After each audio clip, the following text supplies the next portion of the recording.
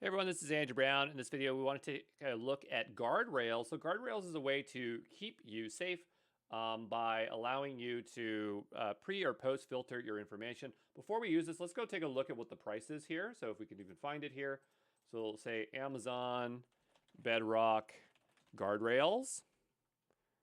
Okay. And I guess I should type pricing so we know what it is, because it must cost something. Hopefully it's not super expensive. I really do not like the pricing here. They've gotten kind of worse about showing pricing information. So we have content filters are 75 cents, whatever, deny topics. Sensitive information is free, word filters is free. So we have some examples where we can filter some stuff. Let's go ahead and set up a filter. And we'll walk through this. We're not going to do everything. And of course, you know, if you don't want to have any spend, you could just watch me do this. I'm going to just say my cool filter, and we'll go through here and see what we can do. So messaging for block prompts. So enter a message to display if Guardrails blocks the prompt. So sorry, you have been blocked by the Guardrails. Just so that we explicitly know. Apply the same block message for all responses. Sounds good to me.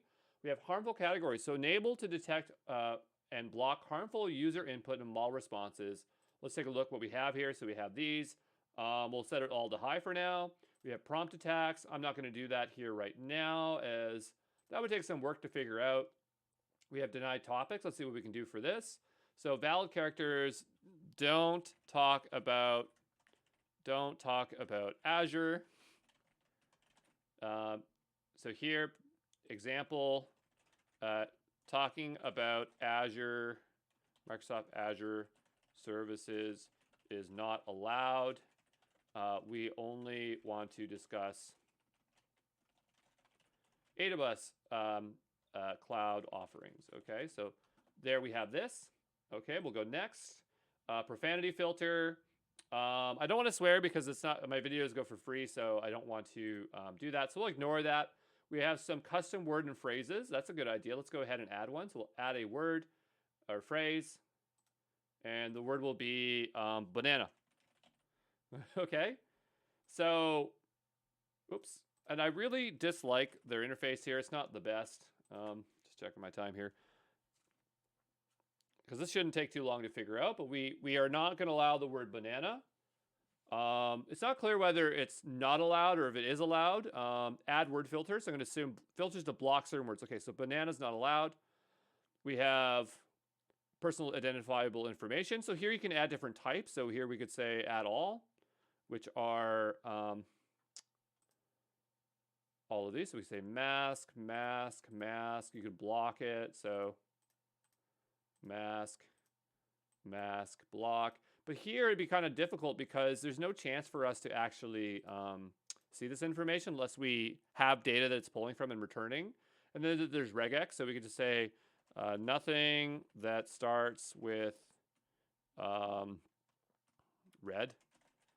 And so we go here and say // red, $. We'll just say block and confirm, next. So you can see I have a lot of stuff going on here. It doesn't like something maybe.